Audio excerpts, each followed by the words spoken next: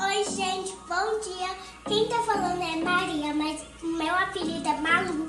Então, a gente vai fazer uma receita de bolo de banana, né? Então, a gente primeiro vai pôr o ovo, manteiga, açúcar. Então, bora lá. Bora lá começar. Já vou pondo o ovo. Gente, vamos tomar bem cuidado com o ovo. Porque o ovo pode pior que a minha mão, que eu não posso pegar. Eu vou por aqui, que minha mãe faz. Deixa minha mãe cair, gravando. Só que eu vou misturar um pouquinho. E agora eu vou pôr manteiga. E agora eu vou pôr a manteiga pela colher. Aqui, né?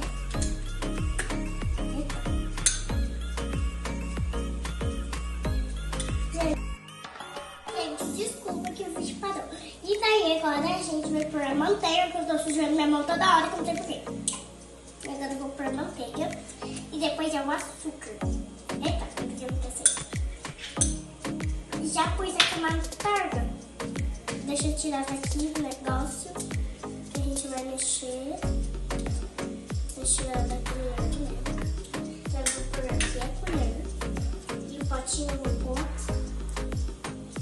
Acho que vou pôr aqui. Não, vou pôr aqui, gente. E agora a gente vai pôr a colher de açúcar. Oh, é colher não. A xícara de açúcar. Põe tudo. A gente vai pôr tudinho, gente. Ui! O açúcar já foi tudo, ó. Mentira, não foi não. Foi, gente. Foi. Agora é só misturar. Até pegar por tamanho, né? Gente, eu já misturei.